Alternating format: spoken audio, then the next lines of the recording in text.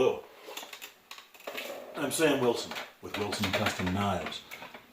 Although some of you may know me from some of my other endeavors, such as my variety of websites dedicated to famous actress Meredith Baxter Birney. You may know her from such popular television shows as Family Ties, or from her variety of hit Lifetime television movies. I would also like to note that those websites were created prior to the incidents of 2018-2019, and this video does not legally constitute an attempt to contact her. Moving on. What is the purpose of these videos? What are we doing here with the Fireside chats? Well, friends, I've got a small amount of followers on Instagram and Facebook, and I like to interface with them. I like to talk with them. I like to hear what they have to say. So, I'd like to ask you to come along with me on this journey as we investigate the truth. The truth about what? Well, I make hollow-handled survival knives.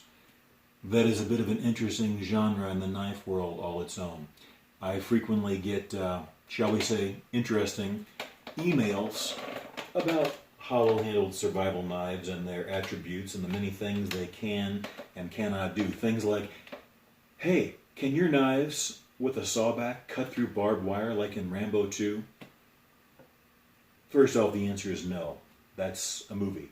Stop asking me that question. I get that a lot. You'd be shocked. Sometimes I get emails on a daily basis. Sometimes it's weekly. Sometimes I may not get any interesting ones for a couple of months at a time. But I've got a bit of a backlog of these emails, and I'd like to go through them with you guys. I want to share the experience. If I've been traumatized, I want you to be too. So, let's jump right in.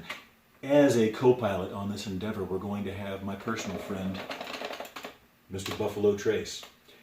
I don't know if you happen to enjoy adult beverages. If you do, feel free to sing out in the comments. Let me know what you like to drink. In moderation, of course. And I'll tell you in advance that if the answer is not bourbon, it's wrong. That being said, let's begin.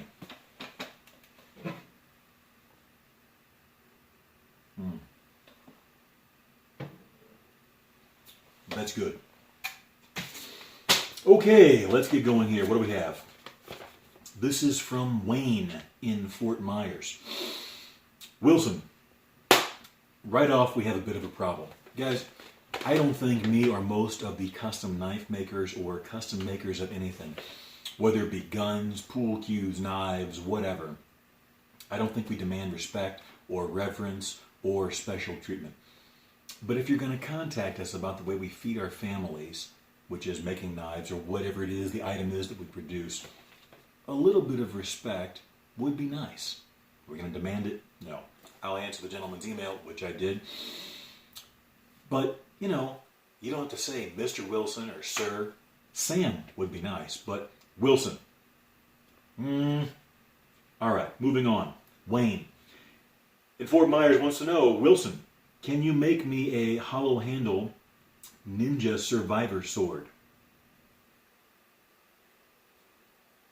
Wayne, I've got good news and bad news, and they're both the same. Stop contacting me.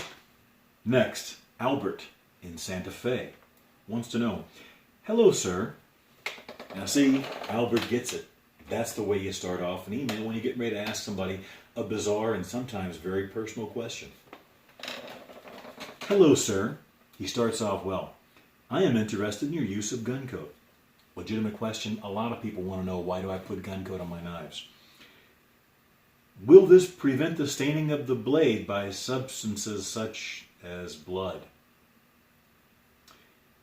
If so, is gun coat impervious to bleach? I think he means impervious, but frankly, the sentiment is still just as disturbing, both by his inability to spell and his bizarre desire to know. Albert, I've got good news and bad news for you too. When the FBI inevitably comes knocking at your door, don't contact me, and I hope you've deleted those emails from your computer. That's where we're going to stop on the emails today. We'll pick those up again if you've got questions, legitimate or interesting, and you'd like your name kept out of it, which I'm more than happy to do. feel free to shoot me an email, wilsoncustomknives@gmail.com, and we'll explore the truths of Hollowhound survival knives together. Now, there's something else I'd like to discuss before we wrap up today.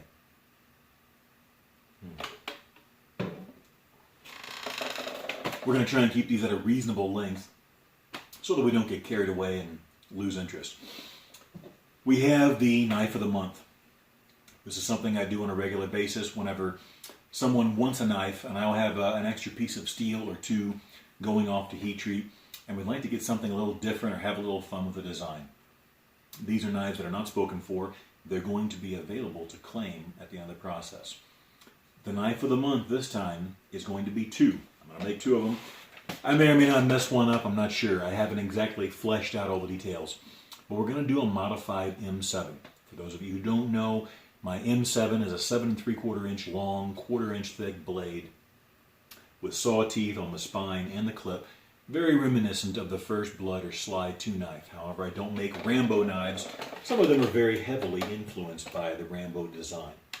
Okay. Aside from Rambo, probably the most popular and the most common knife I frequently get contacted about, get asked to make replicas or versions of, is the Buckmaster. So for this knife, I'm going to make 2 of these. They're going to have saw teeth on the spine only, on the top. And we're going to do a clip grind on here, but it's not going to have serrations like the Buck version did. And it'll have a hollow grind going about half the way up, half 3/4 high hollow grind. So it's going to be real slick. We're going to have the asymmetrical guard. It's going to have a very visually striking, appearance to it. We'll probably do gun coat. I'm not sure if we'll do maybe desert tan or OD or something, but it should be really slick looking. It will be. There's no doubt about that. We'll probably go with Kydex. So I think something like desert tan or OD with camo or OD Kydex, or maybe even desert tan Kydex. A sharpening rod on the front, which is gun coated to match the knife, and maybe a pouch or something like that.